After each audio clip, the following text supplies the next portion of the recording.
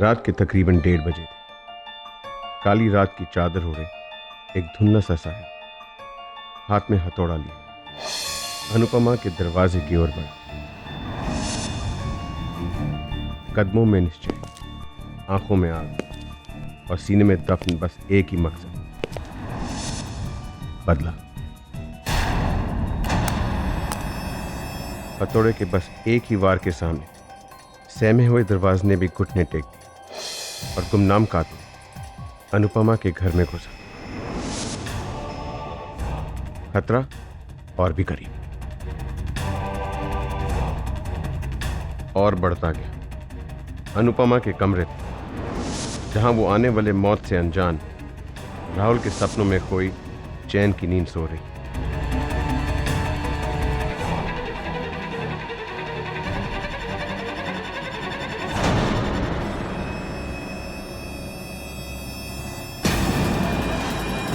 लेकिन मौत का सामान वो हथौड़ा नहीं, वो गुलाबी दुपट्टा था, वो आंचल जिसे कभी राहुल ने थामकर अनुपमा को अपनी बाहों की आगोश में घेरा था।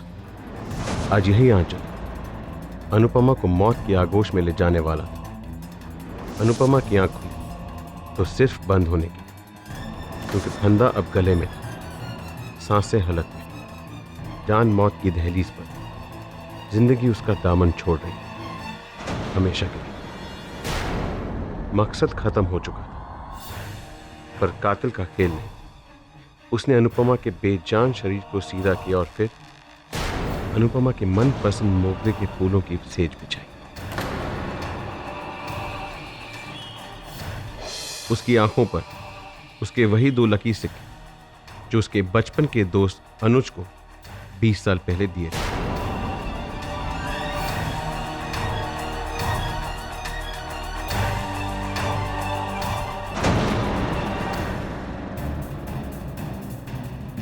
और फिर कमरे में बजा साइड टेबल पर रखे पुराने ग्रामोफोन से अनुपमा और अनुज के बचपन के प्यार का वो गीत।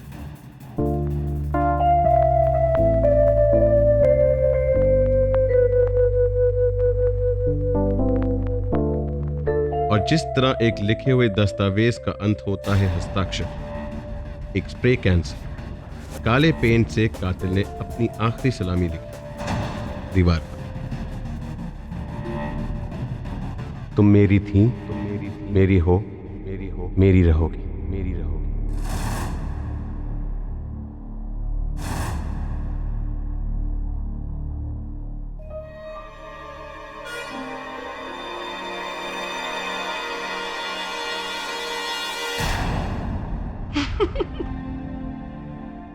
क्या दिल हो तुमने तो मुझे डरा दिया। इतने बड़े मिस्ट्री राइटर जिनकी भयानक किताबें पढ़कर लाखों लोग डर के मारे सो नहीं पाते, उसकी बीवी ने उसे डरा दिया। अगर आपके फैंस ये बात सुनेंगे तो क्या कहेंगे, मिस्टर निखिल मिश्रा? मेरे फैंस अगर ये बात सुनेंगे तो यही कहेंगे, ये काफी समझदार और सुलझा हुआ राइटर अपनी बीवी से डरता है, सुखी रहेगा। अच्छा हाँ, तुमने जो आइडिया दिया था उस पर मैं अपनी नई नॉवेल के लास्ट चैप्टर को रिवाइज कर रहा हूँ। माइनर चेंजेस हैं, लेकिन थैंक्स टू यू काफी फर्क पड़ा। सुनो ना बाबा ना, इतनी रात को एक खून खराबे किस्से कहानी मुझे नहीं सुनना है। तुम और तुम्हारे मर्डर मिस्ट्रीज। कभी तो आदर्श बीवी की तरह बिहेव किया करो। तुम्हारे सनकीपन को झेलती हूँ, क्या ये कम आदर्शवाद है? रात के 2 बजे, अब तक तो उल्लू भी सो गए होंगे। एक उल्लू है जो अभी तक जगा हुआ है। Raman sir, good morning, good evening या गुड नाइट कहो। गुड तो मेरे लिए तब होगा निखिल जब तुम अपनी ये पहली सीक्रेट नई किताब कंप्लीट कर दोगे। अच्छा, कहां तक आई तुम्हारी ये गाड़ी? आखिरी चैप्टर लिख रहा हूं। आज फ्राइडे है, मंडे को पूरा का पूरा नॉवल आपके पब्लिशिंग हाउस भेज दूंगा। ये बात पिछले 8 फ्राइडे से तुम मुझसे कहते आ रहे हो निखिल। पता नहीं कब आएगा तुम्हारा ये मंडे। तुम्हारे फैंस की जो ये लंबी लाइन लगी है ना, उसमें सबसे आगे हम ही तो खड़े हैं, जो पूरी बेसब्री के साथ इंतजार कर रहे हैं तुम्हारी अगली सुपरहिट नॉवेल का। नहीं सर, आप मेरे फैन नहीं, आप मेरे मेंटोर, मेरे अन्नदाता। अगर आप नहीं छापेंगे तो मेरे लिखने का क्या फायदा? Monday, I promise. कहानी कैसे जा रही है आगे? यूं समझ लीजिए कि जान ले लेगी। Great great great. Good night. Well thanks. दमन साहब, हाँ, उठा ही सही कभी हमारी भी तारीफ कर दिया कीजिए। भाई राइटर हम भी बुरे नहीं है, जो भी लिखते हैं दिल से लिखते हैं। और क्या? अरे सर, पिछली बार मेरी और उसकी बुक के सेल्स में सिर्फ 1000 कॉपीज का फर्क हाँ था। हाँ बिल्कुल। हम भी कुछ कम हिट राइटर नहीं है सर। वो बात नहीं है Tripathi, but just to quote गाली, है और भी दुनिया में लेखक बहुत अच्छे। निखिल मिश्रा का है अंदाज़े बयां है कुछ और। Cheers. Cheers, gentlemen.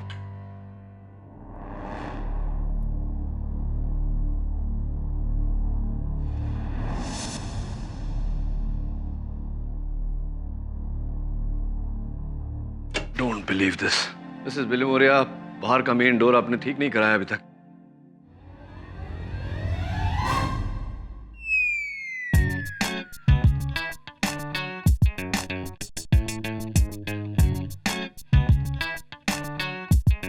बू, केटी, रिलैक्स मिसेस बिलीमोरिया। क्या पढ़ रही हैं आप? Murder he road by Nikhil Mishra. इस नॉवेल में आप इतनी खो गई हैं, इतना ध्यान आप मेरे केसेस में देती तो क्या बात होती। Any messages? No Katie, Katie, ये बेस्ट सेलर राइटर है और ये इसकी लेटेस्ट बुक है, murder he wrote, English translation. हर सेकंड पेज पे ट्विस्ट एंड टर्न्स। तुमको भी पढ़ना चाहिए। Thanks Mrs Bilimoria, but no thanks. मेरे केसेस में वैसे भी इतने ट्विस्ट एंड टर्न्स हैं कि और ट्विस्ट एंड टर्न्स मेरे जीवन में आए तो मैं स्वयं ट्विस्ट एंड टर्न हो जाऊंगा। वैसे आपको ये पुस्तक हिंदी में पढ़नी चाहिए, दुगना लाभ होगा, मजा भी आएगा और आपका शब्दकोश भी सुधरेगा। मैं तो इसकी नेक्स्ट बुक के लिए वेट कर रही हूँ। सुना है नेक्स्ट मंथ उसका न्यू रिलीज होगा। अब वो बुक तभी रिलीज होंगी जब निखिल जेल से रिलीज होंगे। आपकी तारीफ? मैं तिलोत्तमा मिश्रा, निखिल मिश्रा की वाइफ। Small world. अभी अभी आपके पतिदेव के बारे में ही चर्चा हो रही थी। आज सुबह ही पुलिस ने निखिल को किसी रजनी कायस के मर्डर के लिए गिरफ्तार कर लिया है।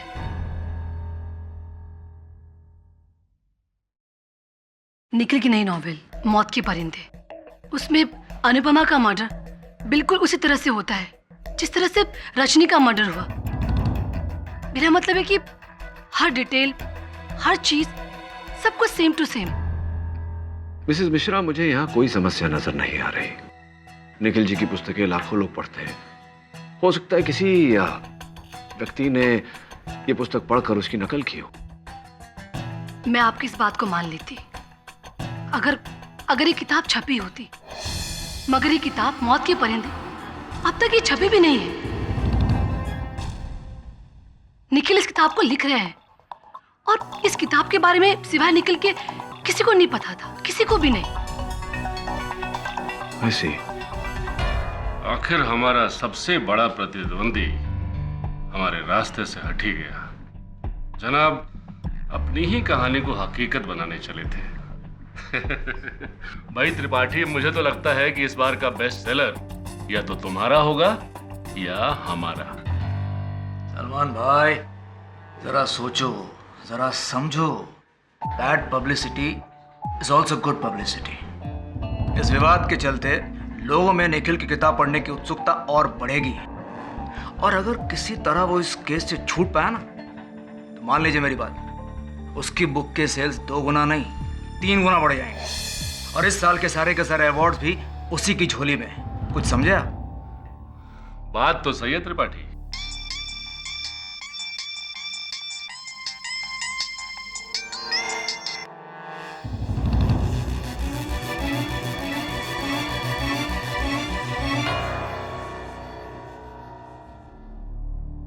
ओह मिस्टर केडी पाठक, आप सोच भी नहीं सकते मुझे कितना सुकून मिला है ये सुनकर कि निखिल का केस आप लड़ रहे हैं।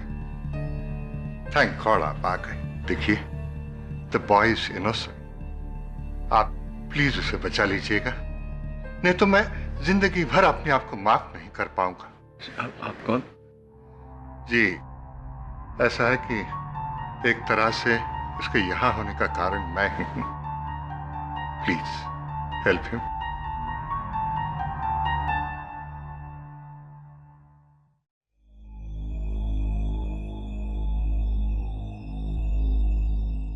मिश्रा जी, ये कौन थे?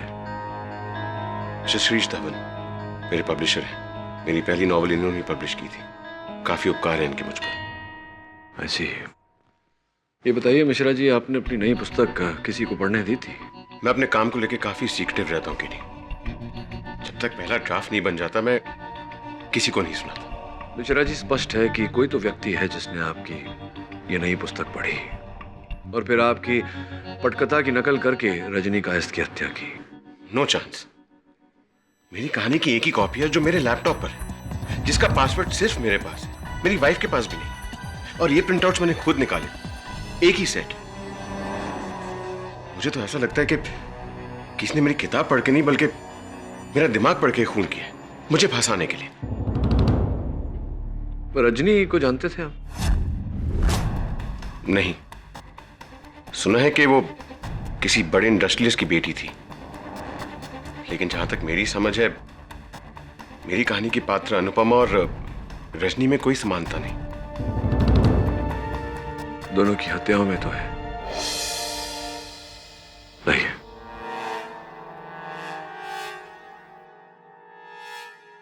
मकसद खत्म हो चुका था, पर कातिल का खेल नहीं।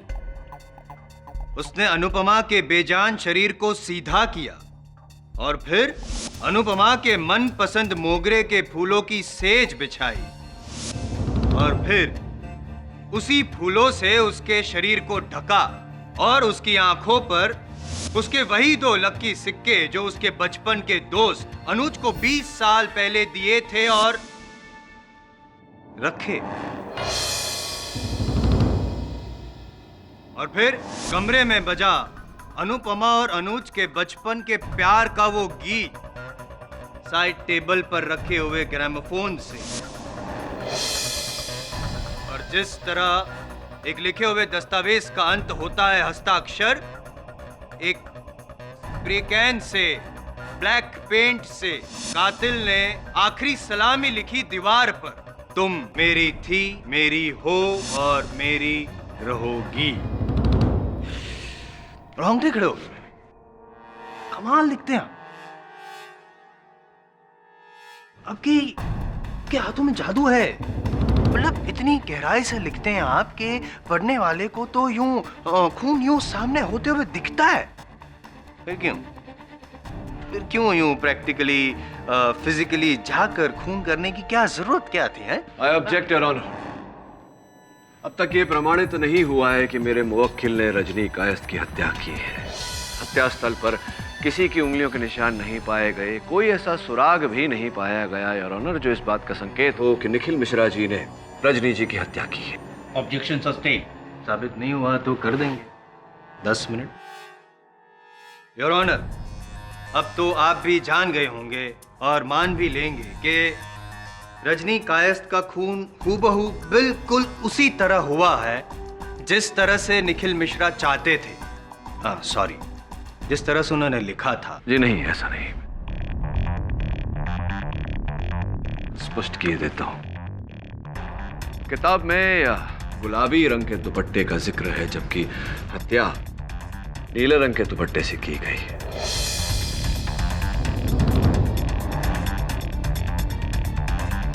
किताब में मोगरे के फूलों का जिक्र है, जबकि यहां तो चमेली के फूल हैं। और किताब में दीवार पर जो लिखावट थी वो काले रंग में लिखी गई थी, जबकि यहां लाल रंग का प्रयोग किया गया है। जायसवाल साहब, अंतर है। आपके ऑब्जर्वेशन को मानना पड़ेगा सर। माना मैंने कि जो डिटेलिंग है उसमें कुछ अंतर है, लेकिन आप क्या मनवाना चाहते हैं ये समझ में नहीं आ रहा। मैं केवल इतना कहना चाहता हूं जायसवाल साहब कि यह हत्या मिश्रा जी ने नहीं, किसी और ने की है।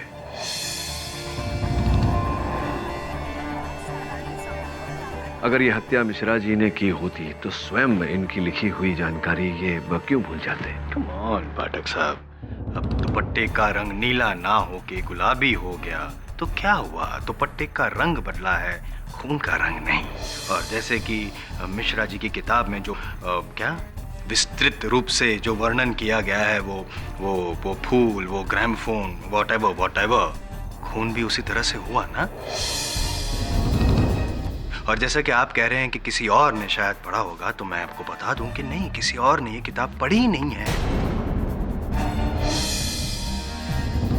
आपको विश्वास नहीं होता? चलिए पूछते हैं मिश्रा जी से। मिश्रा जी, सही कह रहा हूं मिश्रा जी? राइट। और एक बात बता दीजिए कि ये रजनी कायस्थ के साथ आपका क्या रिश्ता था? मैं रजनी को नहीं जानता था। पक्का? ऑफ कोर्स पक्का।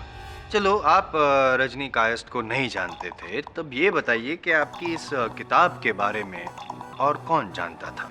जी वैसे तो कोई नहीं। नहीं, वैसे मतलब कैसे?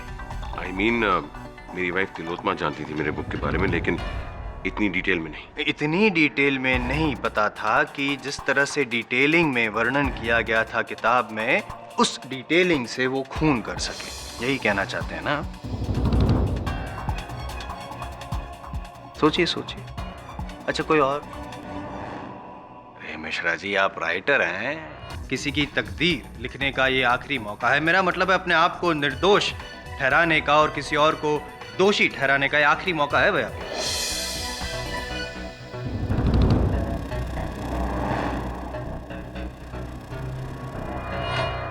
जी नहीं, ऐसा कोई और नहीं है जो मेरी किताब को इस बारीकी से जानता हो। प्रश्न है मेरे मन में जायसवाल साहब। मेरे लिए, इनके लिए? नहीं, आप ही के लिए, क्योंकि आप ही ने अभी कहा कि मिश्रा जी के अतिरिक्त और किसी को इनकी पुस्तक के बारे में ज्ञान नहीं था। तो मैं आपसे पूछना चाहता हूँ कि जब पुलिस ने इन्हें गिरफ्तार किया तो इन पर संदेह जाने का कारण ये था कि हत्या का वर्णन और इनकी पुस्तक में हत्या का वर्णन मेल खाते। पुलिस को कैसे पता चला? पुलिस ने तो यह किताब पढ़ी नहीं थी। Am I right or am I right?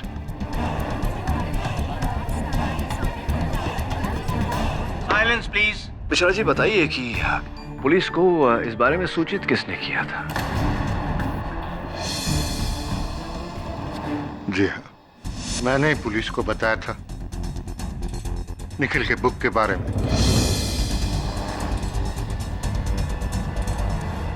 हाँ धवन साहब, ये तो हम जानते हैं। मेरा प्रश्न ये है कि निखिल जी के कथन के अनुसार केवल ये ही जानते थे अपनी पुस्तक के बारे में। आपको इस पुस्तक की जानकारी कहाँ से मिली? पिछले महीने निखिल अपना लैपटॉप लेकर मेरे ऑफिस में आया था अपने प्रोग्रेस के बारे में बताने के लिए। खुद तो उसने अपनी किताब के बारे में कुछ नहीं बताया, बट आई वॉज क्यूरियस। इसलिए जब वो उठकर बाथरूम चला गया, मैंने उसके लैपटॉप को घुमाकर जो उसने लिखा था पढ़ लिया।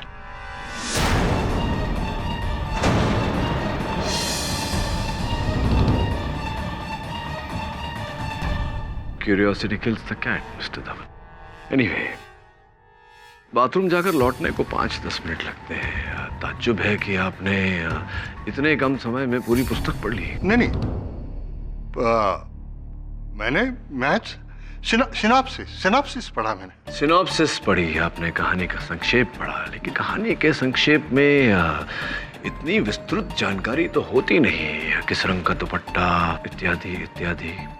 तो जिसमें लिखा था कि नायिका की मौत स्टोरी के एंड में फूलों की सेज पर होती है। तो उसी दिन पुलिस कमिश्नर साहब एक पार्टी में मुझे मिले। उन्होंने रजनी की हत्या के बारे में बताया। फिर मैंने भी, जैसा हम कैजुअली बोलते हैं ना, कि निखिल के बुक के बारे में बताया।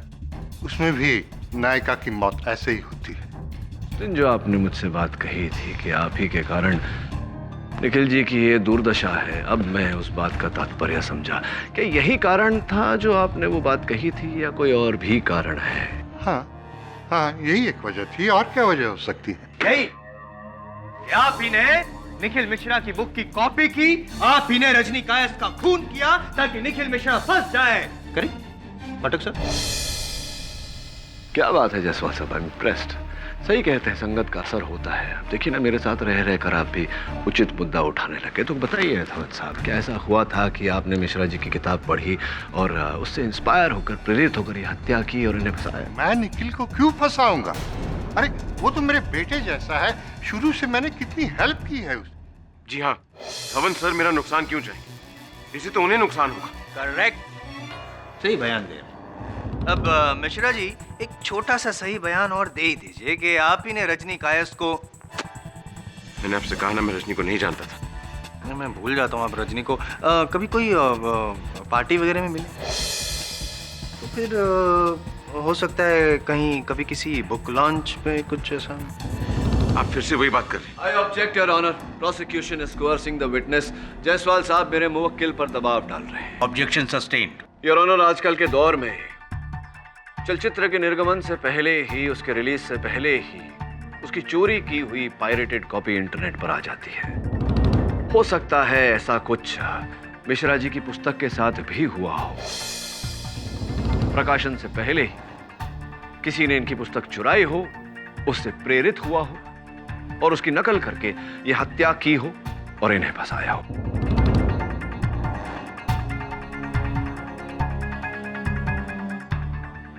सवाल, पाठक साहब सिर्फ सवाल उठा रहे हैं जो कोई भी उठा सकता है और ऑनर। कब, क्यों, कहां, कैसे, अदालत में तो ये सब चलते रहता है, लेकिन जवाब, जब तक सवाल का जवाब ना हो तब तक सवाल में दम नहीं होता है। मैं सवाल पूछने के साथ साथ जायसवाल साहब किसी को अपनी कुर्सी से उठाकर यहां तक लाना चाह रहा था ताकि वो यहां आकर मेरे प्रश्न का उत्तर दे।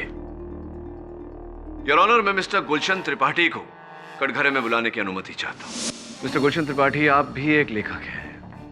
मिश्रा जी की तरह अनेक रोमांच से भरे मर्डर मिस्ट्रीज लिखे हैं आपने, क्या यह सत्य है? जी। तो एक प्रकार से तो आप मिश्रा जी के प्रतिद्वंदी हुए। जी। क्या बात है, आप इतना डर क्यों रहे? पानी पिएंगे? नहीं नहीं, मैं ठीक हूँ। दरअसल ये इन्होंने इनकी नॉवेल में क्या लिखा है मुझे कुछ नहीं मालूम। क्या ना कि हम लोग हमारे काम कभी शेयर नहीं करते। गुलशन त्रिपाठी @zingmail.com आप ही का ईमेल आईडी। तो आप अपना ईमेल चेक करते हैं रोजाना या हर दूसरे दिन? जी, दूसरे दिन। कुछ समय पहले एक ईमेल भेजा गया था।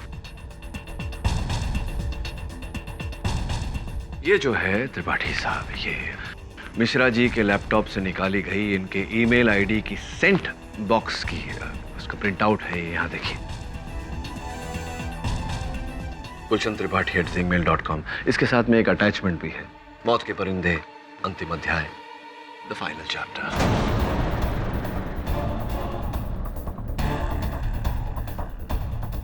मैंने गुलशन को कभी अपनी किताब या उसका कोई भी हिस्सा कभी भी मेल नहीं किया। मैं जानता हूं कि आपने नहीं भेजा, इसलिए मैं चाहता हूं कि अब त्रिपाठी साहब ही हमको बताए कि ईमेल अंततः आपको भेजा किसने?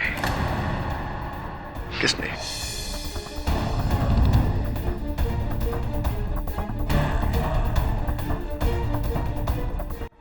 मैंने मना किया था तुम्हें, मत करना ये सब। मेरी बात माने नहीं। देखो, सदिया ना मुझे।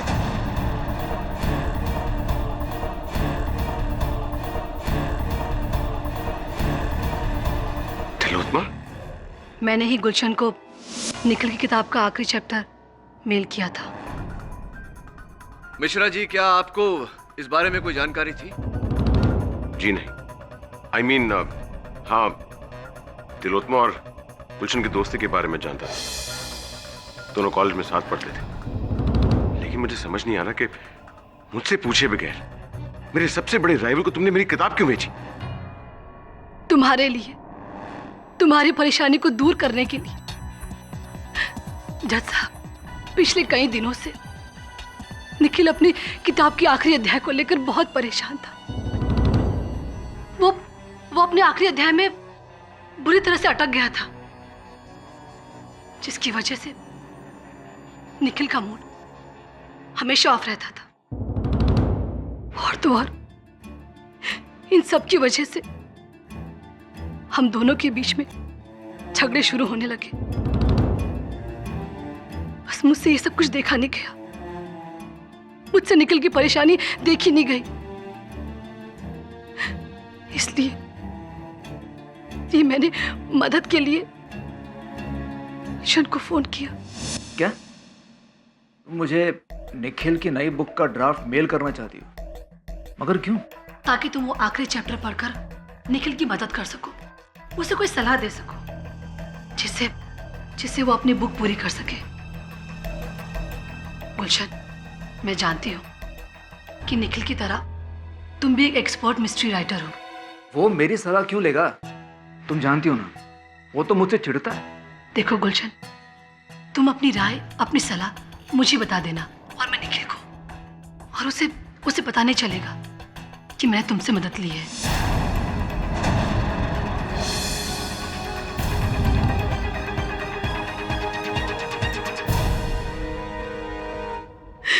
जज साहब, मैं सिर्फ और सिर्फ अपने घर में शांति चाहती थी। निखिल, मेरा यकीन मानो, मेरा कोई बुरा मकसद नहीं था मेरा कोई बुरा मकसद। मैं क्षमा मांगने का समय मिलेगा आपको। योर ऑनर, रजनी कायस्थ हत्याकांड में पुलिस का निखिल मिश्रा जी पर संदेह जाने का एक ही कारण है कि इनकी पुस्तक में हत्या का विवरण और असल हत्या का विवरण मेल खाता है। अब तक अदालत के समक्ष ये बात थी कि मिश्रा जी के अतिरिक्त और किसी व्यक्ति को भी इस विवरण के बारे में कोई जानकारी नहीं थी। अब अदालत में यह स्पष्ट हो चुका है कि 3 और व्यक्ति इस पुस्तक के बारे में जानते थे। सर्वप्रथम इनके प्रकाशक श्री शिरीष धवन, द्वितीय इनकी धर्मपत्नी श्रीमती तिलोत्तमा मिश्रा, और तीसरे इनकी पत्नी के घनिष्ठ मित्र श्री गुलशन त्रिपाठी जी। इसके चलते योर ऑनर, मेरे मुवक्किल पर संदेह 75% कम हो जाता है, और मुझे पूरी अपेक्षा है कि मेरे होनहार मित्र भी मेरी इस बात से सहमत होंगे। जी नहीं, आपने कहा और मैंने माना, ऐसा होगा नहीं। क्योंकि क्या है, मिस्टर त्रिपाठी, मिसेस मिश्रा और श्री धवन जी, इन्होंने भले ही किताब पढ़ी हो, लेकिन ये तीनों में से कोई भी रजनी कायस्थ को जानता नहीं था, और जब जानता नहीं था तो वो रजनी कायस्थ के मौत का अध्याय क्यों लिखेगा? जायसवाल साहब, संभवतः आप ये भूल रहे हैं कि मेरे मुवक्किल ने भी अपने कथन में कहा कि वो रजनी कायस्थ को नहीं जानते थे। एक मिनट, आप अगर बैठना चाहे तो बैठ सकते हैं। मैं जरा पूछना चाहता हूँ। हाँ, बी माय गेस्ट। हाँ मिश्रा जी, जैसे कि अभी पाठक साहब ने बताया कि मैं भूल रहा हूँ, आपने जो वो स्टेटमेंट दिया था, कहीं ऐसा तो नहीं कि आप भी भूल रहे हैं कि आपका रजनी कायस्थ के साथ कोई रिश्ता था? कहीं ऐसा? अगेन, मैंने आपसे कहा ना, मैं रजनी को नहीं जानता। रजनी मेरा क्या ताल्लुक? यही तो मैं पूछ रहा हूँ, रजनी से आपका क्या ताल्लुक? फिर से? नहीं, just trying to be sure, that's it. मतलब रजनी को आप नहीं जानते, कभी किसी भी तरह से कोई मुलाकात हुई नहीं है, जान पहचान, मतलब कोई फेसबुक या ट्विटर या कुछ? ओ बाबा, गुस्सा, डर गया मैं। चलो ठीक है, आपकी बात को मैं मान लेता हूं पाठक साहब कि वो रजनी कायस्थ को नहीं जानते थे। शायद रजनी कायस्थ आपको बहुत अच्छी तरह से जानती थी मिश्रा जी, नहीं?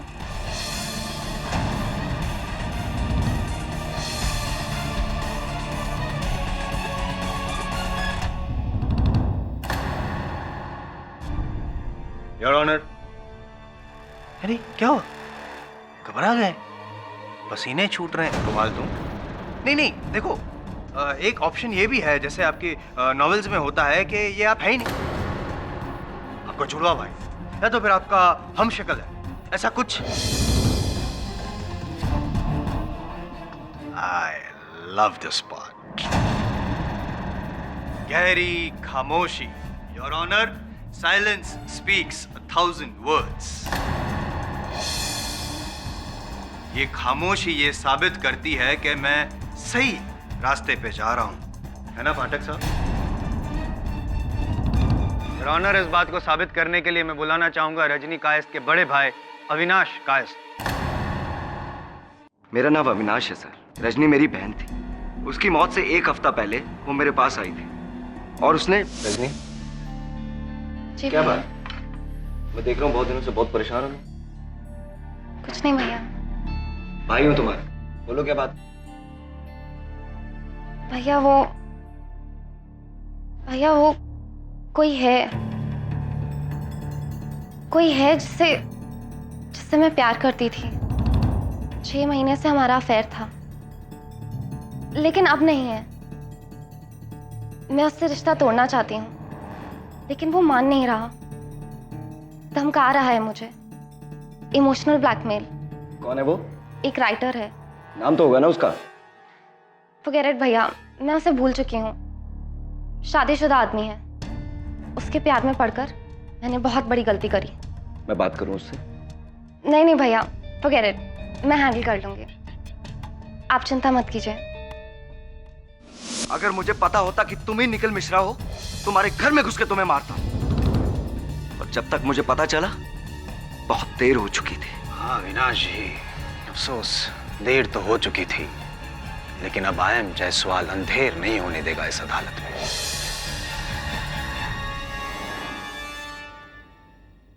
मिश्रा जी, कम ऑन, बोलिए ना, let us know the fact, बता दीजिए ना। बताइए सच क्या है, बता दीजिए अदालत को, क्या आप रजनी कायस्थ को जानते थे और आपने रजनी कायस्थ का खून किया है? Tell us. जी, मैं रजनी को एक बुक कॉन्फ्रेंस में मिला था। 6 महीनों से हमारा अफेयर चल रहा था।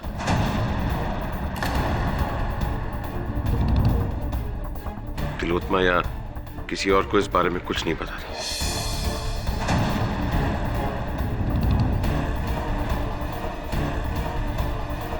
लेकिन इतना ही सच है, मैंने उसे नहीं मारा है। I haven't killed her. Leave it to me to prove it whether you killed her or not. ये मैं बताऊंगा कि आपने रजनी कायस्थ को क्यों मारा, क्योंकि वो आपको छोड़ना चाहती थी। आप उसे धमका रहे थे, लेकिन धमकी का कोई असर नहीं हुआ, तो आखिरी रास्ता खून। The fiction became the fact.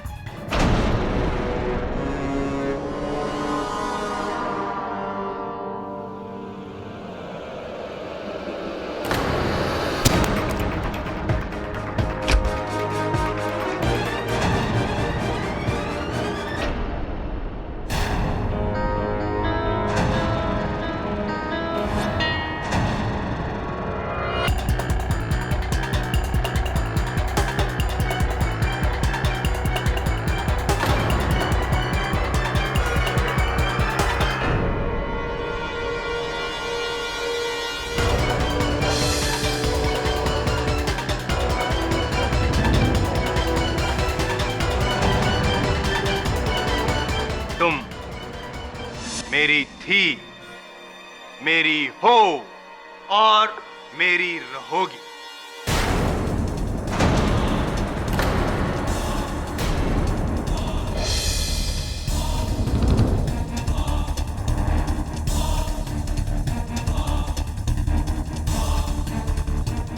रॉनर, इसी के साथ किस्से और कहानी का दी एंड।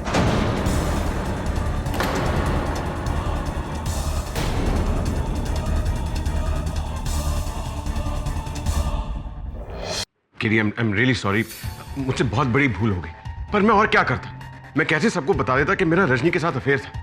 ये बात तिलोत्मा को पता चल जाती, पुलिस को, सारी दुनिया को पता चल जाती। इससे मेरा केस तो खराब होता ही, लेकिन साथ ही साथ मेरी इमेज भी खराब हो जाती। इमेज? आपको इमेज की पड़ी है। यहाँ आपका जीवन दांव पर लगा हुआ है, उसका कुछ नहीं। अब इसके बाद तो प्रोसिक्यूशन को छोड़िए, मुझे संदेह हो रहा है कि रजनी की हत्या आपने की है, किसी और को नहीं। मुझे तो बताना चाहिए था। KD, I am really sorry. अच्छा, एक बात है जो मैंने किसी को नहीं बताई। बताइए, क्या है? ये है कि मैंने तुमसे कहा था कि मैंने अपनी कहानी किसी के साथ शेयर नहीं की थी, लेकिन अपनी अधूरी नॉवल की कॉपी मैंने रजनी को दी थी।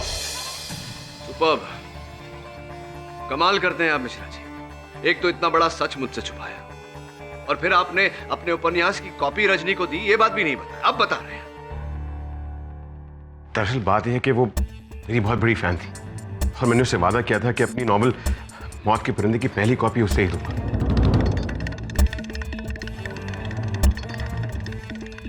कॉपी लौटाई थी उसने पढ़ने के बाद? नहीं, उसने कॉपी वापस तो नहीं दी, और अब वो कॉपी कहाँ है मुझे नहीं पता। लेकिन हो सकता है कि किसी ने उस कॉपी को पढ़ के रजनी की जान ली हो, उसी अंदाज में। हाँ, संभव तो ऐसा ही हुआ होगा, लेकिन कैसे पता लगाएं कि रजनी की अतिरिक्त और किसने ये नॉवल पढ़ी? सिर्फ रजनी बता सकती थी, और दुर्भाग्यवश अब वो रही नहीं। केडी, प्लीज मुझे सिचुएशन से निकाल दो। आई प्रॉमिस, मैंने रजनी को नहीं मारा है। और देखो, मैंने जिंदगी में बहुत गलतियां की हैं, अपनी बीवी को धोखा दिया। एक बार मैं बच गया तो मैं तिलोत्तमा से उसके पैर पकड़ के उससे माफी मांग लूंगा। Please help me. और कोई ऐसी बात है जो आपने मुझे नहीं बताई?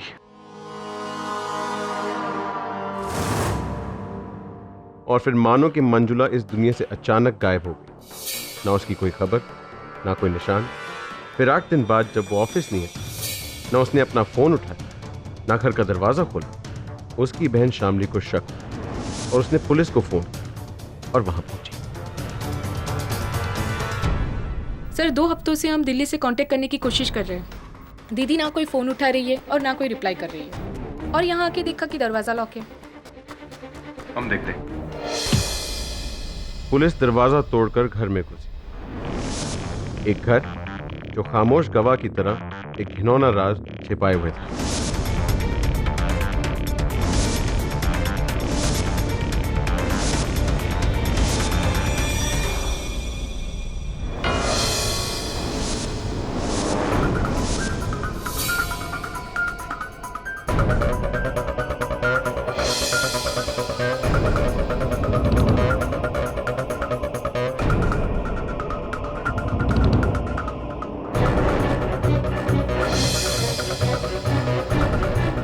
और फ्रिज खोलते ही उसमें मिली 2 हफ्तों से जमी शामली की लाश।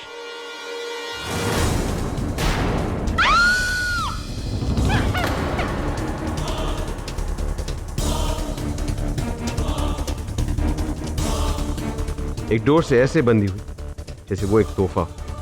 आंखों पर चढ़े सनग्लास, बालों में मुरझाए फूल, बदन पर फैले हुए जहर का नील।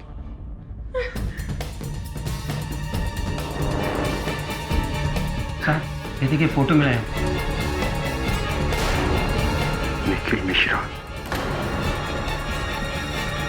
उसकी एक और प्रेम कहानी। 19 जून का डेट। 19 जून से लाश इस फ्रिज में है। इसके एक दिन बाद रजनी कायस्थ का खून हुआ था, 20 जून को, जब निखिल मिश्रा आजाद था। एक और कत्ल।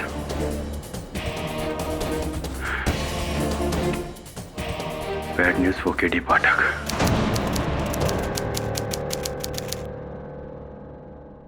मिश्रा जी, स्पष्ट है कि कोई तो व्यक्ति है जिसने आपकी ये नई पुस्तक पढ़ी। मैंने उसे नहीं मारा है। I haven't killed her। मैं बताऊंगा कि आपने रजनी कायस्थ को क्यों मारा। क्योंकि वो आपको छोड़ना चाहती थी, आप उसे धमका रहे थे, लेकिन धमकी का कोई असर नहीं हुआ, तो आखिरी रास्ता खून।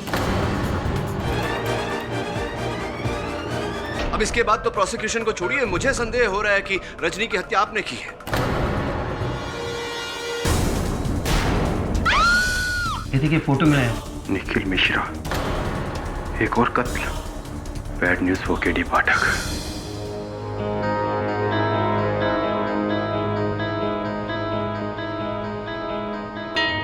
दीपाली सिन्हा, मिश्रा जी, कौन है दीपाली सिन्हा? वो मेरी बहुत बड़ी फैन थी। हम लोग दिल्ली में मिले थे, हमारा अफेयर हुआ था, लेकिन सिर्फ 1 महीने के लिए। क्यों? दीपाली सिन्हा की हत्या कर दी गई है। What? कैसे? उनका मृत शरीर फ्रिज के अंदर मिला मिश्रा जी, रिबन से बंधा हुआ, तोहफे की तरह। केडी, ये तो मेरी नॉवल मरते दम का एंड है। मेन कैरेक्टर की डेथ ऐसी हुई थी। जी केडी, लेकिन मैं कैसे मर्डर कर सकता हूँ? मैं तो जेल में हूँ। 19 जून को जब दीपाली मारी गई थी, उस दिन तो आप जेल में नहीं थे Mishra ji. You mean to say कि पुलिस को लगता है कि मैंने दीपाली का मर्डर किया? प्रॉमिस, मैंने कुछ नहीं किया। मुझसे 1 साल से मिला तक नहीं, ना बात हुई है उससे। मैंने कुछ नहीं किया है। अब चाहते हुए भी आप पर विश्वास करना कठिन है मिश्रा जी। KD please. चलिए बताइए, और कोई अफेयर, कोई संबंध जिसके बारे में हम नहीं जानते? हाँ, एक और लड़की थी, 2 साल पहले दिल्ली में मिली थी, मेरी असिस्टेंट थी। अब हमारा अफेयर हुआ था, लेकिन अब हम वी आर जस्ट फ्रेंड्स। नाम? अब लावण्य में। पता? क्यों? क्योंकि जिनके साथ आपके संबंध थे उनमें से 2 मारी जा चुकी हैं। हो सकता है इनकी बारी अगली हो। पता बताइए। यस सर, आपका डर सही निकला सर। लावण्य मेहरा की लाश उसके बिल्डिंग के टेरेस के एम्प्टी वाटर टैंक से मिली है। पुलिस का कहना है कि 2 हफ्ते से लाश वहीं पड़ी थी। अगर आप टिप ऑफ नहीं देते तो लाश मिलती ही नहीं। जी ओके सर। अब ये करण कौन हो सकता है? करण खोसला असली में कोई नहीं है दवे, कैरेक्टर है। निखिल मिश्रा की किताब अंधा प्यार, उसमें हीरो का नाम है। उस किताब में हीरोइन की लाश भी इसी तरह वाटर टैंक में मिली थी। उसके हाथ ऐसे ही बंधे हुए थे और माथे पर इसी तरह करण का नाम गुथा हुआ था। यानी कि निखिल मिश्रा की एक और किताब का क्लाइमैक्स सच हुआ। हम अफ्रेड सो, लगता है किसी ने निखिल मिश्रा की कहानियों को बहुत ज़्यादा सीरियसली ले लिया। किसी ने नहीं वरुण, खुद निखिल मिश्रा ने। शायद तुम्हें पता नहीं है कि इस केस में उसके खिलाफ कितने सबूत मिले। उसकी उम्र कैद नहीं होगी, सीधे फांसी होगी, और साथ में तुम्हारे बॉस केडी का केस लटकता रहेगा। 3 मुस्कुराहटें, 3 स्माइलिंग फेसेस योर ऑनर, और 3 खूबसूरत चेहरे, दीपाली सिन्हा, रजनी कायस्थ और Lavanya Mehra your honour. Your honour, इन तीनों लड़कियों में कुछ भी कॉमन नहीं है, सिवाय कि ये तीनों कभी ना कभी मशहूर और होशियार लेखक निखिल मिश्रा के हवस का शिकार। निखिल मिश्रा का इन तीनों के साथ शर्मनाक अफेयर था। झुका लीजिए अपना सर, शर्म से झुकना ही चाहिए मिश्रा जी। योर ऑनर, निखिल मिश्रा ने एक एक करके इन तीनों को धोखा दिया, और फिर भी जब पीछा नहीं छूटा इन लड़कियों से, तो एक एक करके निखिल मिश्रा ने इन तीनों को मौत के घाट उतार दिया। सबसे पहले बारी थी दीपाली सिन्हा की। 19 जून के दिन मिश्रा जी की किताब मरते दम तक के अंदाज में फ्रिज में फ्रोजन मर्डर। मिश्रा जी, अक्सर तौर पे देखा जाए तो हम लोग फ्रिज में फल इत्यादि वगैरह वगैरह रखते हैं, सब्जियां। आप लाशें रखते हैं योर ऑनर। उसके बाद 20 जून को रजनी कायस्थ की मौत के परिंदे उसी अंदाज में, फूलों की सेज, ग्रामोफोन वगैरह। और फिर बारी थी लावण्य मेहरा की, जिसके हिस्से आई अंधा प्यार। इनकी मशहूर किताब अंधा प्यार का तरीका, पानी में मौत।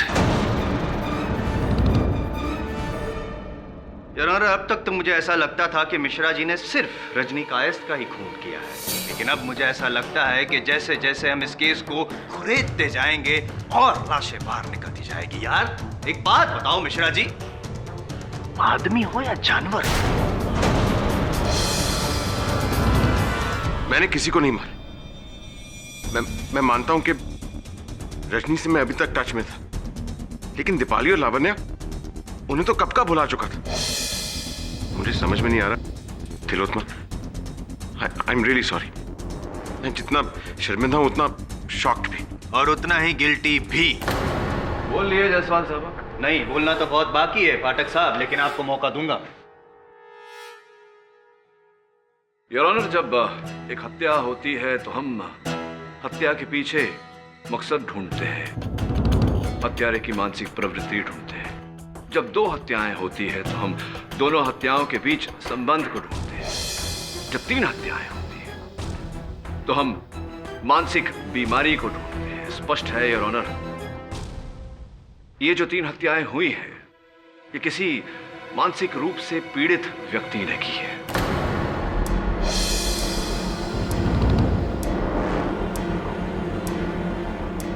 योर ऑनर, मैं आपका ध्यान इस केस की ओर आकर्षित करना चाहता हूं। 1996 Gujjar Singh versus state of Punjab, case number 5413। Gujjar Singh ने आज का शहंशाह फिल्म देखकर हूबहू वैसी ही पोशाक सिलवाई जैसे कि उस फिल्म में नायक ने पहनी थी, और फिर रातों को वो पोशाक पहनकर उसने 5 भ्रष्ट कर्मचारियों को मौत के घाट उतारा, बिल्कुल वैसे ही अंदाज में जैसा कि फिल्म में दर्शाया गया था। इन बातों से आप साबित क्या करना चाहते हैं? मैं ये कहना चाहता हूं योर ऑनर कि आजकल के दौर में फैक्ट एंड फिक्शन, सच्चाई और कल्पना के बीच की लकीर धुंधलाती जा रही है।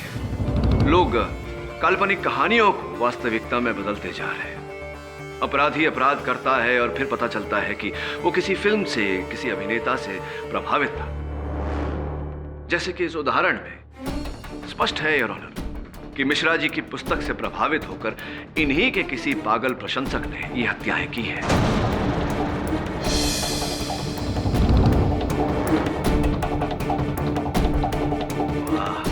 वाह वाह पाठक साहब, आपके चरण स्पर्श कर लूं।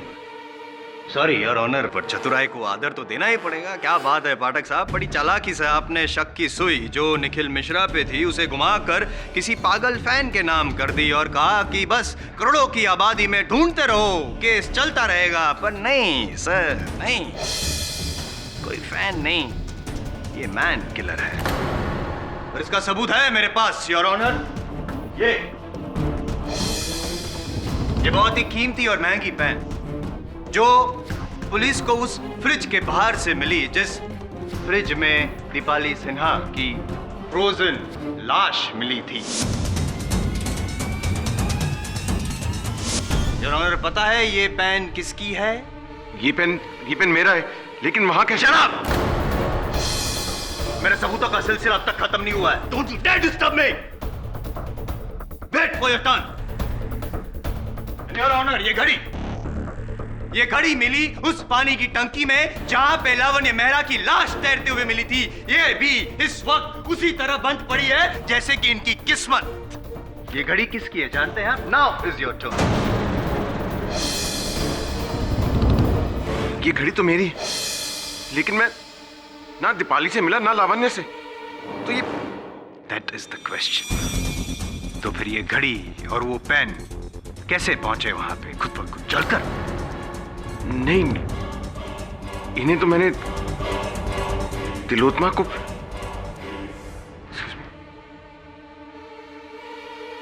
क्या मिश्रा जी? तिलोत्मा क्या? बोलिए मिश्रा जी, तिलोत्मा क्या? तिलोत्मा ने ये घड़ी और ये पेन मुझे गिफ्ट किया था। कुछ वक्त बाद ये खराब हो गए थे तो उसने वापस लेके कहा कि वो ठीक करवा देगी।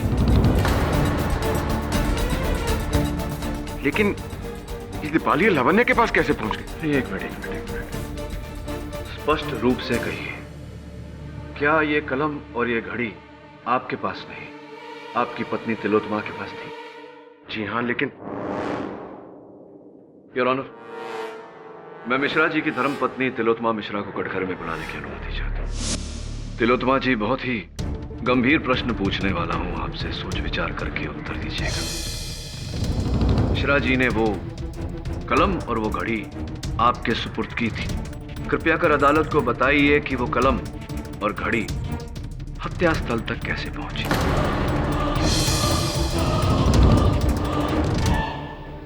मुझे नहीं पता। पता नहीं। एक कदम पीछे लेते हैं। अदालत को बताइए कि क्या मिश्रा जी ने वो घड़ी और वो कलम आपके सुपुर्द की थी? वो दो वस्तुएं आपके पास थी? हाँ। अब नहीं, I mean, हाँ, मेरा मतलब है कि वो पेन और वो घड़ी दोनों मेरे बैग से चोरी हो गए थे। चोरी हो गई? वो दो वस्तुएं चोरी हो गई थी। तो इस बारे में आपने मिश्रा जी को बताया होगा? जी नहीं बताया। इतनी मूल्यवान वस्तुएं चोरी हुई, इसकी रिपोर्ट तो आपने पुलिस में दर्ज करवाई होगी। दरअसल वो घड़ी और पेन गलती से मैंने फेंक दी थी।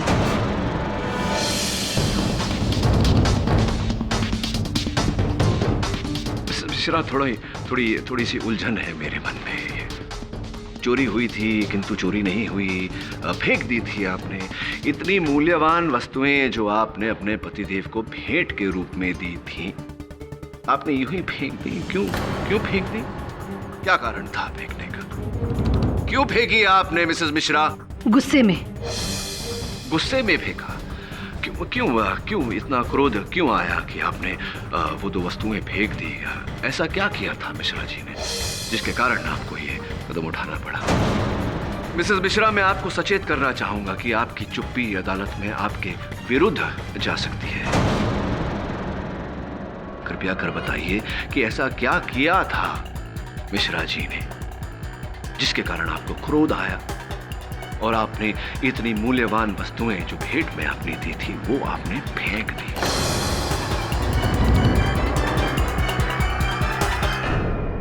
कोई बात नहीं, मैं बता देता हूं। आपको मिश्रा जी और रजनी के बीच के संबंध के बारे में पता था। केवल इतना ही नहीं मिसेस मिश्रा, लावण्या और दीपाली के साथ मिश्रा जी के संबंध के बारे में भी ज्ञान था। जी नहीं, ये सच नहीं है। मुझे उन लोगों के बारे में यहाँ आकर ही मालूम पड़ा है। मिसेस मिश्रा, इस केस में मैं इस पायदान तक नहीं पहुंचना चाहता था, किंतु दुर्भाग्यवश आपने मेरे लिए और कोई चारा नहीं छोड़ा। देवेंद्र सोलंकी एसोसिएट्स, ये नाम तो आपने सुना होगा मिसेस मिश्रा।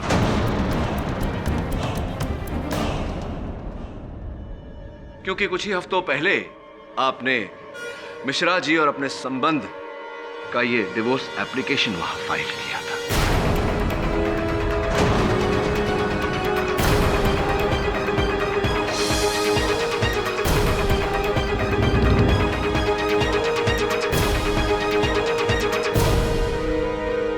किया था या नहीं मिसेस मिश्रा? हाँ, मैं जान गई थी, मैं निखिल की असलियत जान गई थी कि निखिल ने मुझे एक नहीं, दो नहीं, तीन बार धोखा दिया। इसलिए मैं निखिल से अंदर ही अंदर नफरत करने लगी थी।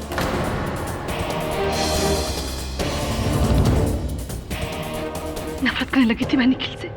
और इस नफरत के चलते आपने ये निर्णय लिया कि आप अपने पति को ऐसा सबक सिखाएंगी जो वो कभी नहीं भूलेंगे। साथ साथ उन 3 महिलाओं के साथ भी अपना बदला पूरा करेंगी। इसीलिए मिश्रा जी की पुस्तकों में लिखित वर्णन के अनुसार आपने उन 3 महिलाओं की हत्या की और उन हत्याओं के आरोप में आपने निखिल मिश्रा को फंसाया।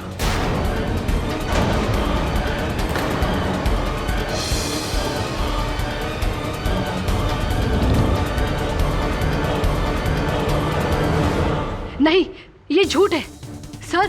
मैंने किसी को नहीं मारा।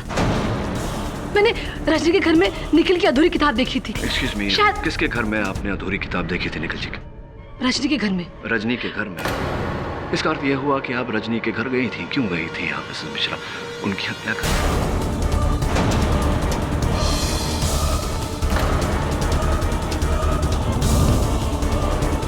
जी मैं तो सिर्फ उससे मिलने गई थी। पर योर ऑनर, मैं मिसेस मिश्रा से आगे कोई प्रश्न नहीं करना चाहता। The defence rests. तमाम हालात को मद्देनजर रखते हुए और डिफेंस काउंसिल के पेश किए गए सबूतों के बिना पर इस अदालत को ये यकीन हो गया है कि रजनी कायस्थ, दीपाली सिन्हा और लावण्य मेहरा की हत्याओं में तिलोत्तमा मिश्रा का हाथ है।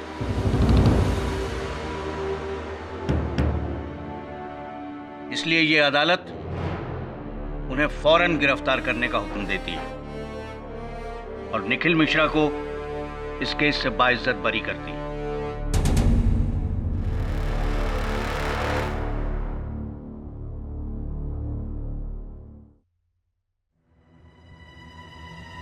क्षमा चाहता हूं मिश्रा जी, मैं नहीं जानता था कि इस केस का परिणाम ऐसा होगा।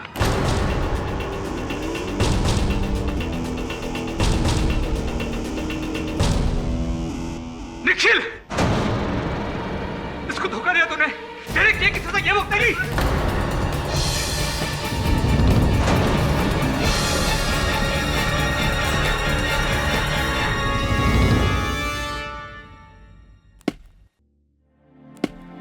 हाउ कूल ना, निखिल मिश्रा फ्री हो गया है।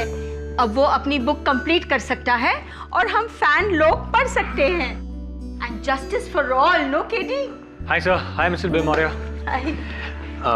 सॉरी सर, एक्चुअली शिफाली की मदर को डॉक्टर के पास ले गया था, इसलिए लेट हो गया। व्हाटएवर यार। क्या हुआ सर? केस जीतने के बाद मैंने आपको कभी इतना टेंस नहीं देखा। All well? All is not well Varun. मैं केस जीत गया, लेकिन क्या सत्य जीता है इस केस में? मतलब ये कि मान लेते हैं कि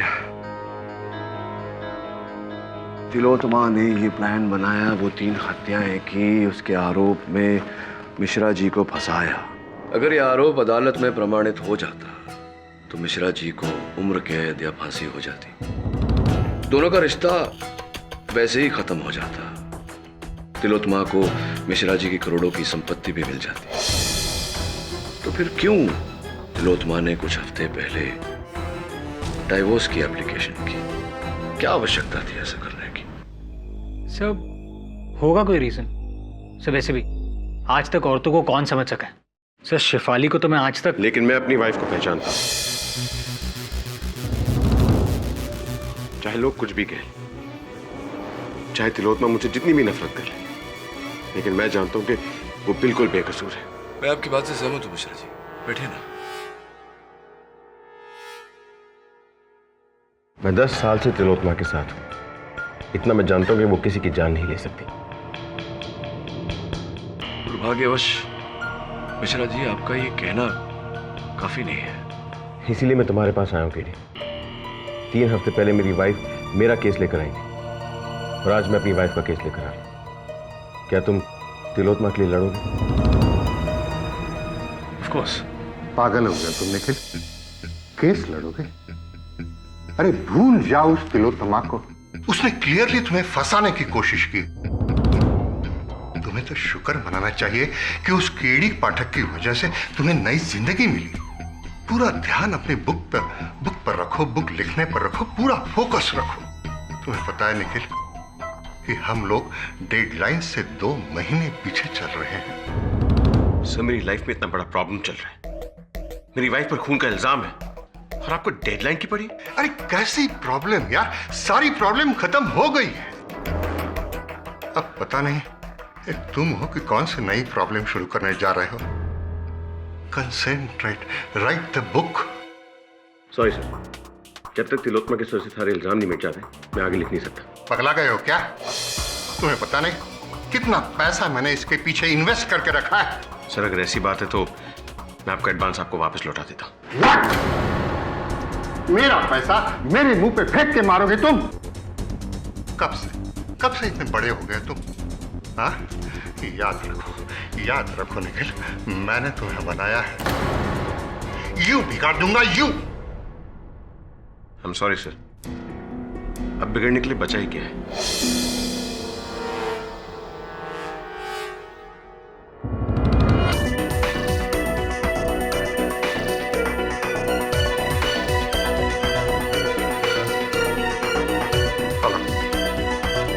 हाँ, मैं सलमान आलम से बात करना चाहता हूँ। हाँ, राइट ऑफ सलमान आलम। मैं समझता हूं कि आपको ये बात विचित्र लगेगी कि मैंने ही आपको दोषी ठहराया, अब मैं ही आपका बचाव करना चाह रहा हूं। जी नहीं, अब मुझे कोई भी बात अजीब नहीं लगती है।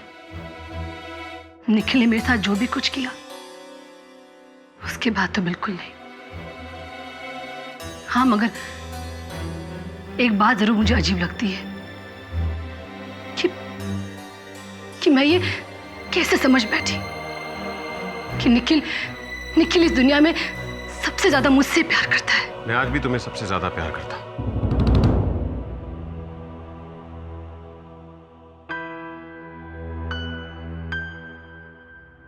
मुझे पता है कि तुम मेरी बातों का यकीन नहीं करो और इसी लायक हूं मैं। बहुत गलतियां की हैं मैंने, दोषी हूं तुम्हारा। निखिल प्लीज, अब तुम यहाँ क्या करने आए हो? चले जाओ यहाँ से, प्लीज गो। एक बार तुम्हारी बेगुनाही साबित हो जाए, तुम जो कहोगी मैं वो करूंगा, लेकिन इस वक्त प्लीज, इस वक्त केडी को तुम्हारी मदद करने दो, क्योंकि मैं जानता हूं कि तुम किसी की जान नहीं ले सकती। निखिल देखो तिलोत्तमा, इस समय मेरा यह जानना अति आवश्यक है कि तुम्हें मिश्रा जी के संबंधों के बारे में कैसे पता चला। सलमान आलम ने। वो राइटर, उसे मेरे बारे में कैसे? पूरी दुनिया को तुम्हारी काली करतूतों के बारे में पता था, सिवाय मेरे। तिलोत्तमा देखिए, इस समय गुस्से से नहीं सब्र से काम लीजिए। बताइए कि आपको इन संबंधों के बारे में कब पता चला? करीब 1 महीने पहले। 1 महीने पहले मुझे सलमान आलम मिला था और उसने मुझे निखिल के अफेयर्स के बारे में बताया। और जब मैंने इस बात को मानने से इनकार कर दिया तो उसने मुझे कुछ तस्वीरें दिखाई, और वो तस्वीरें देखकर मुझे समझ नहीं आया कि मैं क्या करूं। और मैंने गुस्से में आकर वो घड़ी और पेन वहीं फेंक दी और सीधे वहां से डाइवोर्स लॉयर के पास चली गई। इसका मतलब यह हुआ कि सलमान ने आपको वो घड़ी और कलम फेंकते हुए देखा था। हो सकता है कि उसने वो वस्तुएं वहां से उठाई हो और मिश्रा जी को फंसाया। आई एम श्योर सलमान आलम ने मुझे फंसाया। साबित करना पड़ेगा मिश्रा जी, अदालत में साबित करना पड़ेगा। सर, आपने आज की ये न्यूज़ पढ़ी? क्या है? कायस ग्रुप ऑफ कंपनीज के बारे में। मिस्टर निर्मल कायस, सर रजनी के पिता। सर यहाँ लिखा है कि उन्होंने अपनी सारी जायदाद अपने बेटे अविनाश के नाम कर दी है। पेपर में लिखा है कि यह जायदाद पहले उनकी बेटी रजनी के नाम पर थी, लेकिन उसकी मौत के बाद ये सब कुछ अविनाश के नाम हो गया। ऐसी इसका अर्थ ये हुआ कि रजनी की मृत्यु से सबसे बड़ा लाभ अविनाश का हुआ। सब कहीं ऐसा तो नहीं कि अविनाश ने अपनी बहन को? नो नो नो नो, कोई भाई अपनी बहन को क्यों मारेगा? क्यों नहीं मारेगा मिसेस बिलमुरिया? इससे भी अधिक विचित्र बातें हुई हैं। और आई थिंक इस केस का अहम पहलू है, हमें नजरअंदाज नहीं करना चाहिए। तू जा अविनाश के बारे में जानकारी प्राप्त कर। Right sir. तब तक मैं लेखक सलमान आलम के बारे में जानकारी प्राप्त करता हूँ। तुम मुझे क्या बेवकूफ समझते हो? मुझे अच्छी तरह पता है तुम घुमा फिरा कर क्या पूछना चाहते हो। मैं अपनी बहन को मारूंगा अपनी बाप की प्रॉपर्टी के लिए? लेकिन आपके पिता ने आपको जायदाद से बेदखल कर दिया था और अचानक आपकी बहन की मौत। देखो, वो हमारा पर्सनल मैटर है, तुम लोगों का उससे कोई लेना देना नहीं। लेकिन आपकी बहन की मौत से लेना देना हो सकता है। जब रजनी की मौत हुई आप कहाँ थे? जहन्नुम में। और अगर तुमने अभी एक और सवाल पूछा ना, वहीं पहुंचा दूंगा तुम्हें। एक तो वो निखिल खुला घूम रहा है बाहर, आजाद करा दिया तुम्हारे कैडी ने, अब तुम मेरे पीछे पड़े हो। Just get lost, get out. ठीक है, लगता है मेरे सवालों का जवाब अब अदालत में ही देंगे। दूंगा, भरी अदालत में दूंगा। अगर आपको कोई बात करनी है कोर्ट में होगी। Now can you please leave? Okay.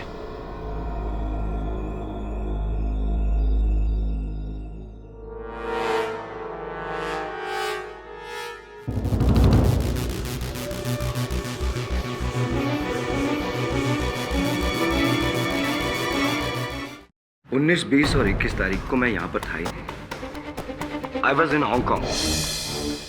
मुझे मालूम था कि मिस्टर पाठक आप मेरा यकीन नहीं करेंगे, इसलिए मैं मेरा पासपोर्ट साथ लेके आया। I'll do the needful, sir. आप क्यों तकलीफ कर रहे हैं? इमिग्रेशन स्टैम्प पाठक साहब, ये 12 जून को और वापसी 23 जून को। Your honour, you are right mister Kayasth. आप तो यहाँ पे थे ही नहीं, और पाठक साहब जब जनाब यहाँ पे थे ही नहीं तो जब कत्ल हुआ तब तो वहाँ हांगकांग में बैठे बैठे यहाँ इंडिया में टेक्नोलॉजी इतनी तो प्रगति हुई नहीं है टेक्नोलॉजी की। क्या कहना है आपका? क्या मिला इनको घसीट कर आपको? क्षमा चाहता हूँ। I am sorry mister Kayastha. You better be mister Pathak, लेकिन पूरी तरह सॉरी तो आप तब होंगे जब आपको पता चलेगा कि आपने इस निखिल को छुड़ा के कितनी बड़ी गलती करी है। बहुत बड़ी गलती की है और साथ में कमाल भी किया है पाठक साहब। पहले तो आगे बढ़कर आपने तिलोत्तमा जी को गिरफ्तार करवाया और जब उन्हें छुड़वाने की बारी आई तो फिर से आगे। अब निखिल मिश्रा को वापस, मतलब कपल पैकेज, एक मैं एक तू, ऐसा कुछ। ये चटर पटर बंद करिए मिस्टर जायसवाल, अपनी जबान को लगाम दीजिए। योर ऑनर, मैं लेखक श्री सलमान आलम को कटघरे में बुलाने की अनुमति चाहता हूँ। सलमान साहब, मेरे मन में प्रश्न ये है कि पत्नी होने के बावजूद तिलोत्तमा जी को मिश्रा जी के संबंधों के बारे में कोई ज्ञान नहीं था। आपका तो मिश्रा जी के साथ कोई संपर्क ही नहीं था, आपको उनके संबंधों के बारे में कैसे पता? मुझे? जी। कैसी बातें कह रहे हैं आप? अरे किसने कह दिया आपसे कि मैं निखिल के अफेयर्स के बारे में जानता था? मुझे तिलोत्तमा जी ने बताया। जनाब, वो झूठ बोल रही है।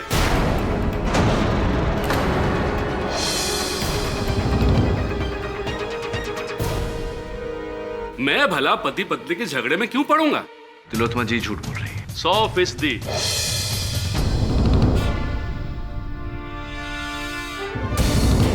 योर ऑनर, सौभाग्य से सलमान साहब और तिलोत्तमा जी के बीच जो बातचीत हुई थी, अपने फोन में तिलोत्तमा जी ने उसकी रिकॉर्डिंग की है। मुझे विश्वास है कि उसे सुनने के बाद सलमान जी का। जनाब क्या कह रहे हैं आप? देखिए, मैं मानता हूं, मैं कबूल करता हूं कि तिलोत्तमा जी को निखिल के चक्करों के बारे में मैंने ही बताया था।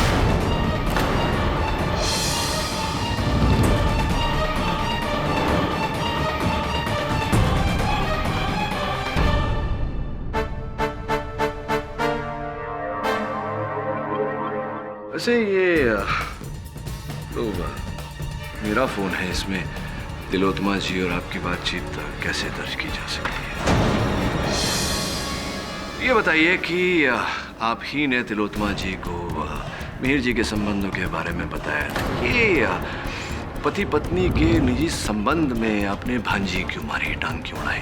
कारण क्या था इसके पीछे? जनाब, मुझे लगा कि ऐसा करने से निखिल और तिलोत्तमा के बीच तनाव पैदा हो जाएगा, जिसका असर उसकी राइटिंग पर पड़ेगा और उसे काम कम मिलने लगेगा। तो आपने अपने व्यावसायिक प्रतिद्वंदिता को एक निजी रूप देना चाहा? जी, लेकिन ये कानूनी जुर्म तो नहीं है ना? कानूनी जुर्म एक प्रकार से तो है, क्योंकि जो घड़ी और कलम तिलोत्तमा जी ने कूड़ेदान में फेंक दी थी, उसे वहां से उठाकर अपने हत्या स्थल पर रखा। ये कानूनी जुर्म है। जनाब क्या कह रहे हैं आप? मैंने ऐसा कुछ भी नहीं किया है, बल्कि जब ये खून हुए तब मैं इस शहर में था ही नहीं, बल्कि लखनऊ में था, ऑल इंडिया रेडियो के मुशायरे में। अगर आप चाहें तो वहाँ की रिकॉर्डिंग या फिर तस्वीरें देख सकते हैं। अभी अभी अभी अभी देख सकते हैं पाठक साहब। जी जी, ये देखो, ये सलमान जनाब 18 से लेके 21 तारीख तक वहीं पे लखनऊ में स्टेज पे थे, शायरी बोल रहे थे। खामखा बेचारे सलमान जनाब को आपने यूं घसीटा, इतना संगीन इल्जाम लगाया। बहुत ही घिनौना इल्जाम लगाया है आपने मुझ पर मिस्टर पाठक। क्षमा चाहता हूं आपसे भी। बैठिए। अरे सुनिए, जाने से पहले मेरे प्रश्न का उत्तर तो देते जाइए कि मिश्रा जी और उन महिलाओं के बीच के संबंधों के बारे में जानकारी आपको कब कैसे कहाँ मिली? मिस्टर धवन से।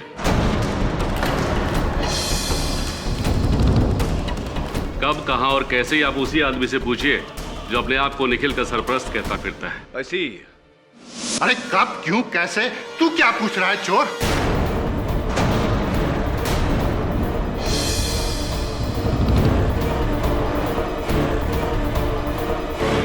मुझे क्या पता था मेरी ऑफिस से तस्वीरें चुरा कर तू ऐसी बेहुदा हरकत करेगा? चोर, चोर आदमी है ये, चोर। जो भी हो मिस्टर धवन, आप बताइए कि आप क्या है? Blackmailer, photographer? वो तस्वीरें आपके पास आई कैसे? करना पड़ता है वकील साहब, करना पड़ता है। अपने मुलाजिमों की डूबती रख और कमजोरियां एक अच्छे बिजनेसमैन को पता होनी चाहिए। जिन जिन लड़कियों के साथ निखिल के अफेयर्स हुए मैं सबको जानता हूं। वो रजनी, दीपाली, लावण्य, सबको जानता हूं। इसलिए मैंने एक डिटेक्टिव हायर करके सारी तस्वीरें भी हासिल कर रखी थी, ताकि निखिल अगर कभी मुझे छोड़कर जाने की बात करे या पैसे बढ़ाने की बात करे तो मैं काबू में ला सकूं उसे इन तस्वीरों को दिखाकर। धवन सर, आप इस हद तक गिर सकते हैं? ऑर्डर ऑर्डर, आप बैठ जाइए प्लीज। मिस्टर धवन, मिश्रा जी की उन महिलाओं के साथ तस्वीरें आपके पास थी। मिश्रा जी के हर उपन्यास की जानकारी आपके पास थी। अब मैं ये जानना चाहता हूं कि 19 से 21 जून आप कहां थे?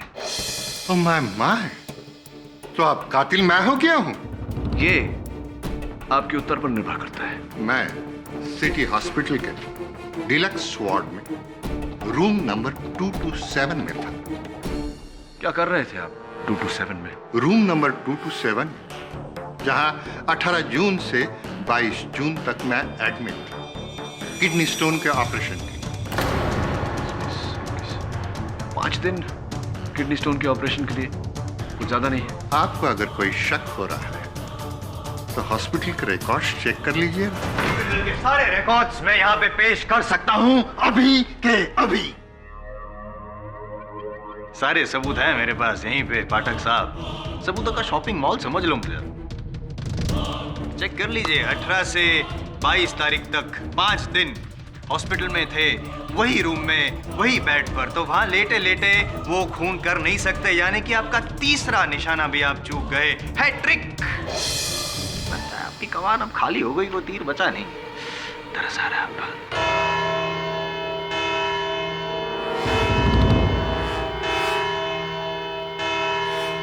5 बज गए, लेकिन लगता है आपके केस के तो 12 बजे हैं पाठक साहब।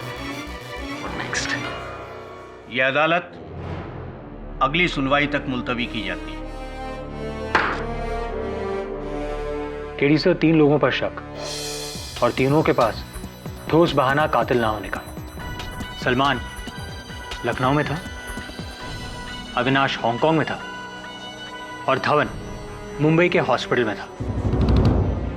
तो इसलिए मुझे लगता है कि कातिल ये चौथा इंसान है, गुलशन त्रिपाठी। जी sir, I am very sure, Gulshan Tripathi sir. Sir, क्योंकि गुलशन त्रिपाठी निखिल की पत्नी तिलोत्तमा के बहुत क्लोज हैं। सर, मुझे तो लगता है कि इन दोनों के बीच कुछ प्यार व्यार का चक्कर है, इसीलिए ये दोनों मिलकर निखिल को फंसा रहे थे।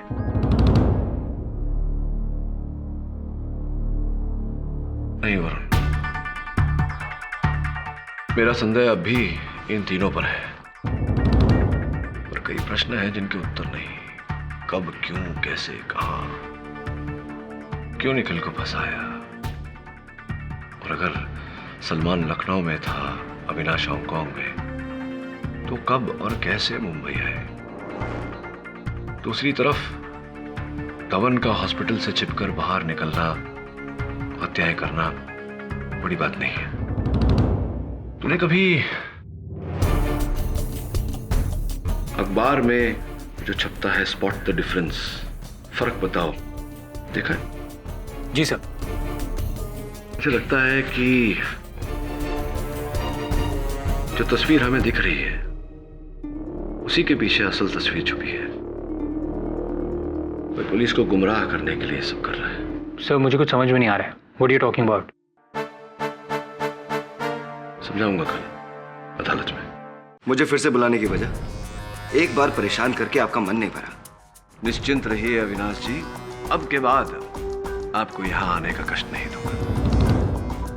कल के अखबार में ये लेख छपा है कायस्थ ग्रुप ऑफ कंपनीज पर। इसमें आपकी और आपके बहन, स्वर्गवासी बहन रजनी के बीच जो तनाव चल रहा था संपत्ति को लेकर, उसकी भी चर्चा हुई है। लिखा है कि आप उस संपत्ति से बेदखल थे। अखबारों का क्या है मिस्टर पाठक, कुछ भी झूठ छापती रहती हैं। I deny it. Of course you deny it. Mister Avinash Kayastha, क्या आप इस बात को भी डिनाई करते हैं कि कुछ वर्षों से आप बहुत ही गंभीर कंगाली की अवस्था से पारित हो रहे थे, और अगर आपकी बहन का स्वर्गवास न हुआ होता तो आपको अपने पिताजी की संपत्ति से ढीला भर भी नहीं मिलता? तो अपने बाप के पैसे के लिए मैंने अपनी बहन का खून कर दिया। जी हाँ, और साथ में दीपाली और लावण्य को भी मार डाला ताकि उनकी जायदाद भी आपके नाम हो जाए। You're right, Mr. Jaiswal. On the contrary, to please you this time, I'm wrong. ये दोनों लड़कियों को जानता तक नहीं था, यानी कि बिना वजह दो murders. This time you're wrong. बिना वजह नहीं, वजह थी।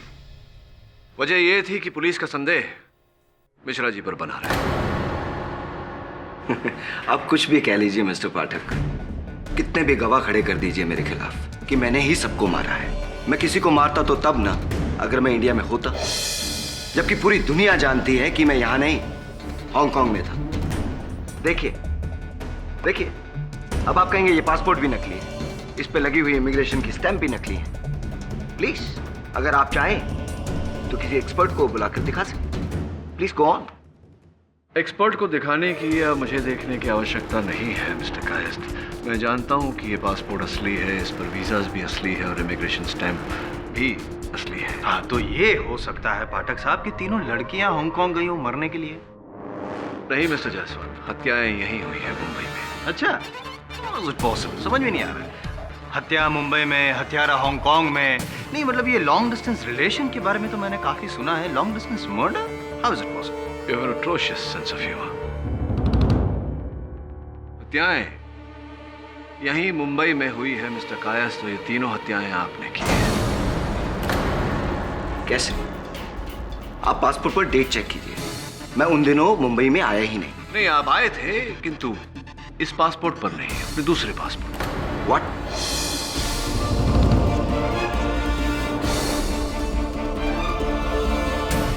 अच्छा, दूसरा पासपोर्ट। लेकिन केडी, 2 पासपोर्ट होने के बावजूद इन्होंने यहां आकर हत्या कैसे की? ये तो हांगकांग में थे। Very simple your honour. सबसे पहले अपने असल पासपोर्ट का प्रयोग करके मिस्टर कायस्थ हांगकांग गए, वहां से अपने नकली पासपोर्ट पर 18 जून को ये हिंदुस्तान लौटे। तीनों हत्याएं करने के बाद 21 जून को ये अपने नकली पासपोर्ट पर फिर से हांगकांग चले गए और अंत में ये इसी पासपोर्ट यानी कि असली पासपोर्ट पर हिंदुस्तान लौट आए। क्या बकवास है मिस्टर पाठक? योर ऑनर, मेरे पास कोई दूसरा पासपोर्ट नहीं है। अच्छा, और अगर आपके घर और दफ्तर की छानबीन करके हमने वो दूसरा पासपोर्ट बरामद कर लिया तो क्या आप इकबाल जुर्म कर लेंगे?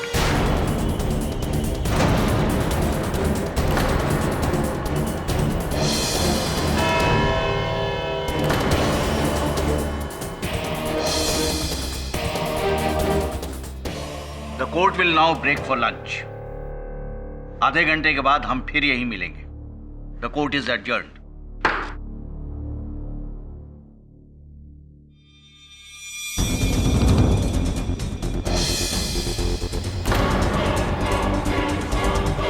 किधर है? जल्दी ऑफिस पहुंचो।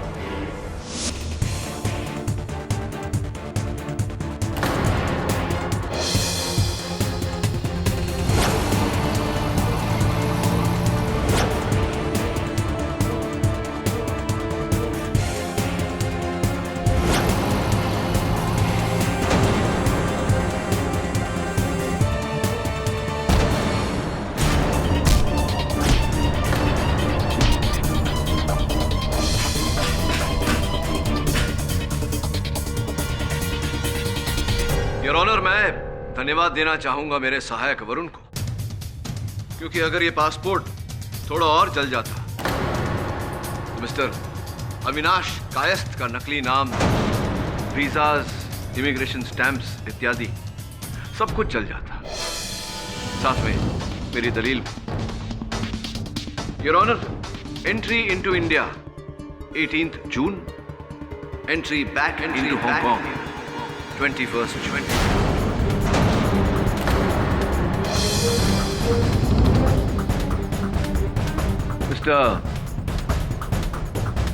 मिस्टर अमोद खन्ना, क्या मैंने सही कहा? मैंने सही कहा था। इकबाल जुर्म प्लीज। करोड़ों का कर्जा था मुझ पर अंडरवर्ल्ड का, और मेरा बाप प्रॉपर्टी में से 1 रुपया देने के लिए तैयार नहीं था। नकारा था मैं उसके लिए सब कुछ रजनी। इसलिए सारी प्रॉपर्टी उसने रजनी के नाम कर दी। मेरे लिए फूटी कौड़ी तक नहीं। इसलिए मजबूरी में आकर मुझे रजनी को मारने का प्लान बना।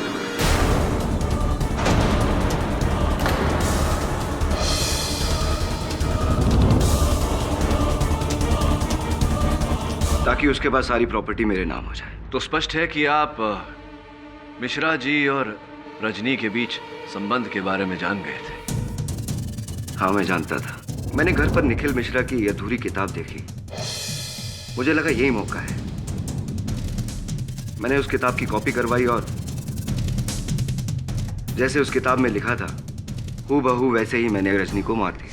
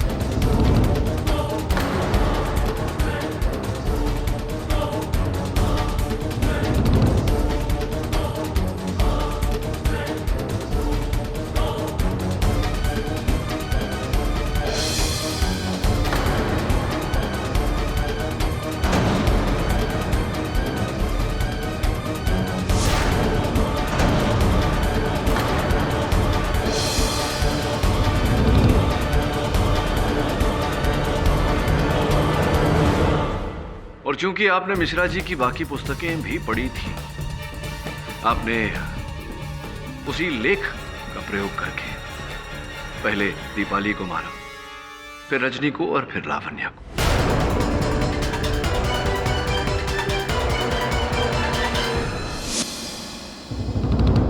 आज नहीं तो कल उन सबकी लाशें मिलती। मैं चाहता था कि रजनी की मौत भी उनके साथ जुड़ जाए और सारा शक निखिल पर चला जाए। मैं निखिल की कोई निशानी ढूंढने के लिए उसके घर की तरफ जा ही रहा था, तभी मैंने उसकी पत्नी को पेन और घड़ी फेंकते हुए देखा।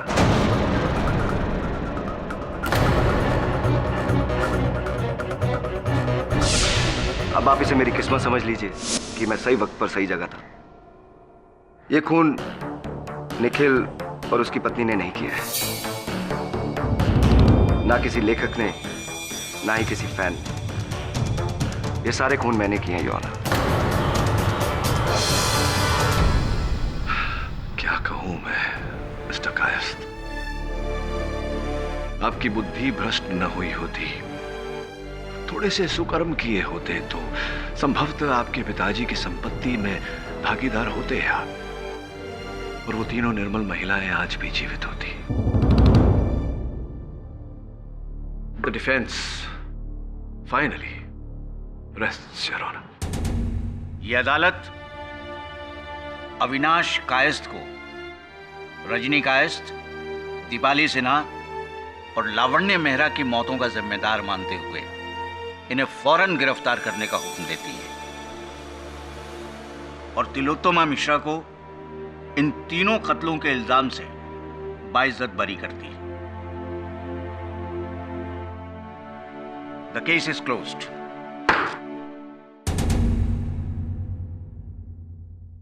पाठक साहब, फैंटास्टिक केस। मैं तो कहता हूँ इस केस पे आप एक किताब लिखिए, अदालत का अंतिम अध्याय, सुपर हिट। अगर आप नहीं लिखना चाहते तो मैं लिख दूंगा, क्रेडिट दूंगा। मुझे समझ में नहीं आ रहा कि मैं इस समय आपसे क्या कहूँ, तो चुप ही रहता हूँ। कभी कभी चुप रहने में भी भलाई होती है ना?